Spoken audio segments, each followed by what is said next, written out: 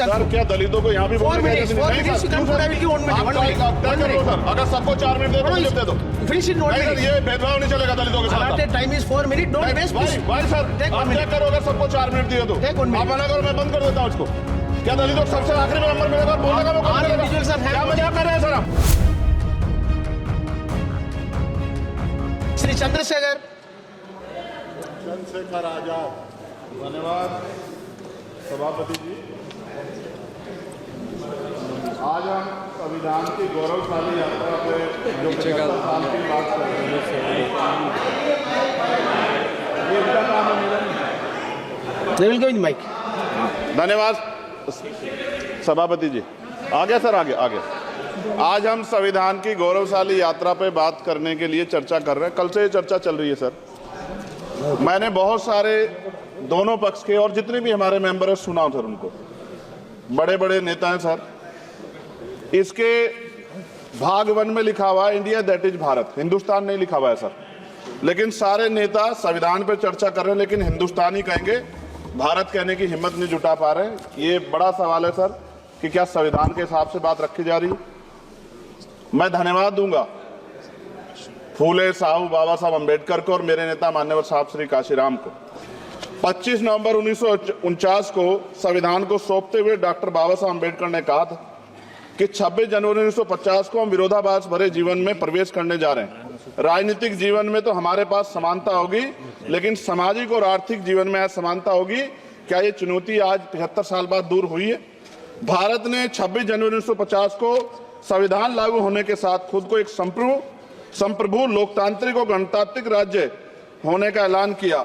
लेकिन सर उस समय संविधान की स्थिति ये थी कि जैसे गांव का कोई आदमी, मैं 50 की बात कर रहा हूं, वो 50 साल पहले शहर में आ जाता और बड़े लोगों की महफिल में चला जाता, उस जहां वो खाना खा रहे हो, और वो टेबल पे नैपकिन को खा के जो है कि कहता कि ये तो फीका, क्योंकि वो जानता ही नहीं था, वो समझता नहीं था संविधान को, संविधान है क्या। संविधान उसके लिए महज दस्तावेज था। ये जिम्मेदारी थी राजनीतिक दलों पे कि वो संविधान को व्यवहार में लेके आते। और इसके इतने सारे आर्टिकल हैं, अगर इनको व्यवहार में लाया जाता तो मुझे लगता कि आज देश बहुत बदल गया होता। बाबा साहब ने कहा था कि लोकतंत्र भारतीय भूमि का केवल ऊपरी पोशाक है, उनके अनुसार यहाँ की संस्कृति अनिवार्य तौर पर लोकतांत्रिक है। भारत जैसे गरीब और गैर बराबरी वाले देश में संविधान के जरिए छुआछूत खत्म करना, वंचितों के लिए सकारात्मक उपाय करना, सभी वयस्कों के लिए मतदान का अधिकार देना और सबके लिए सम्मान अधिकार तय करना, ये बहुत बड़ी उपलब्धि थी सर। ये संविधान है कि आप वहां बैठे हैं और मैं यहाँ खड़ा होकर अपनी बात रख रहा हूं, और इस देश में आदिवासी महिला के तौर पे जो है राष्ट्रपति बनी है, और प्राइम मिनिस्टर तो नहीं बना, लेकिन शेड्यूल कास्ट के बड़े नेताओं को भी जो है राष्ट्रपति बनने का मौका मिला। इस संविधान की देन, अगर वोट हम पे नहीं होता तो शायद अमीर और जो राजा महाराजा खुद को मानते हैं हमारी गलियों तक नहीं आ पाते, हमारे हाल नहीं जान पाते। आजादी का मतलब सर सिर्फ अधिकार पाना भर नहीं है, इसके लिए हमारे संविधान में सरकार और नागरिकों के अधिकारों के शासन के कर्तव्यों का विस्तार से उल्लेख किया गया है। बाबा साहब ने संविधान सभा में दिए गए भाषण में कहा था कि स्वतंत्रता आनंद का विषय है, पर अब हमें अपनी जिम्मेदारियों पर भी ध्यान देना होगा। संविधान ने सुनिश्चित किया कि रानी के पेट से राजा जन्म नहीं लेगा, वोट से नेता तैयार होगा। आर्थिक बराबरी के लिए सरकार क्या कर रही है? गरीब और गरीब हो रहा है, अमीर और अमीर हो रहा है। सुबह उठते कहीं बम की धमकी मिलती, कहीं दंगे की। ये अमृत काल है सर या धमकी काल है? कितना बढ़ रहा है आर्टिकल 15 सर। भारत में आज भी घोड़ी चढ़ने बैठते होती है सर। क्या दलितों को यहाँ भी बोलने की इजाजत नहीं है? सर, अगर सबको 4 मिनट दे दो, मुझे दे दो। ये भेदभाव नहीं चलेगा दलितों के साथ। Time is 4 minute, don't waste. भाई सर, आप क्या करो अगर सबको 4 मिनट दिए तो? आप मना करो, मैं बंद कर देता हूँ इसको। क्या दलितों को सबसे आखिरी में नंबर मिलेगा और बोलने का मौका मिलेगा? क्या मजाक कर रहे हैं सर आप? नो, ये all independent people are having only 4 minutes. You take sir, independent मैं अपनी पार्टी का मेंबर हूँ सर, और जीत के आया हूँ सर, किसी की दया में नहीं आया।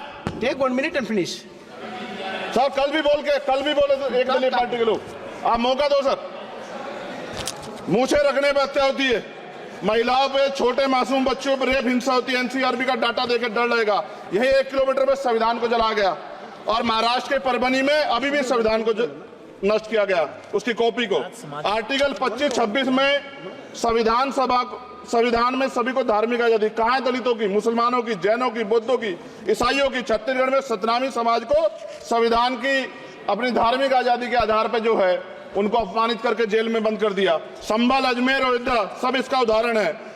ये सरकार आलोचना डरती है। कितने लोग जेल में बंद है? मिरान हैदर, खालिद सैफी, उमर खालिद खान, सिफा खान, गुलफ्शा फातिमा और आजम खान साहब राजनीतिक विरोध में बंद है। सरकार यहाँ बैठी है, सरकार सामाजिक न्याय की बात करती है। बताए कितने दलित मुख्यमंत्री बना रखे हैं आपने? 13 ज्यादा सरकार स्टेट में सरकार है। कितनी महिला मुख्यमंत्री है? आपकी सरकार ने सुप्रीम कोर्ट के आदेश के बाद रिजर्वेशन प्रमोशन में जारी नहीं किया। और ओबीसी को पॉलिटिकल रिजर्वेशन आप देंगे नहीं देंगे, आप बताने का काम करें। मैं 75 साल की गौरव यात्रा में हम एक सभ्य समाज नहीं बना पाए, इसलिए जाति आधार पर SC ST OBC के बच्चों को प्राइमरी स्कूल से लेकर उच्च संस्थानों में भेदभाव किया जाता है। सरकार निरंकुश हो गई, कोई बुलडोजर से कार्रवाई करता है। कल मंत्री जी ने कहा हमने राष्ट्रीय पिछड़ा वर्ग आयोग बनाया, 69 शिक्षक भर्ती में उसकी सिफारिशों को नहीं माना। EWS के जरिए आपने संविधान पे आरक्षण के प्रावधान पे हमला किया। 1 मिनट में खत्म कर रहा हूं सर। संविधान सर, न्यायपालिका में आर्टिकल 124 ये कहता है सर, ये अधिकार जो है। Sanjay sir ji please conclude sir 1 minute में प्लीज संविधान में न्यायाधीशों की नियुक्ति का अधिकार राष्ट्रपति के द्वारा होना चाहिए, अभी तक नहीं हो रही है। All India judicial service commission कब बनेगा? क्या चंद परिवार ही सर जज बन सकते हैं? और आज हम सर, मैं सरकार से सवाल पूछना चाहता हूं सर, सेवाओं में SC ST OBC वर्ग का कितना प्रतिनिधित्व है? भारत सरकार के मंत्रालयों के अधीन PSU में, बैंकों, बीमा कंपनियों में और स्वस्थायी संस्थानों में आउटसोर्स तथा कॉन्ट्रैक्ट पर वर्तमान कार्यरत कर्मचारी कुल कितनी संख्या है? आउटसोर्स और कॉन्ट्रैक्ट में कार्यबल SC ST OBC कितना प्रतिशत है? निजी क्षेत्रों में कार्यरत कर्मचारी उनके SC ST OBC की वर्ग लाभ। सर खत्म कर, लास्ट पॉइंट सर, मैं फिर स्पष्ट तौर पर कह रहा हूं सर, यहां बैठे SC और OBC के मेंबर से कह रहा हूं सर, उनको सामाजिक जिम्मेदारी का ध्यान भी रखना चाहिए। पार्टी के प्रति वफादारी के साथ साथ अपने वर्गों के प्रति ईमानदारी भी रखनी चाहिए। ईमानदारी नहीं होगी तो इन वर्गों का भला नहीं हो सकता, और हमें बहुत सरकारों से उम्मीद नहीं है। बहुत बहुत धन्यवाद सर।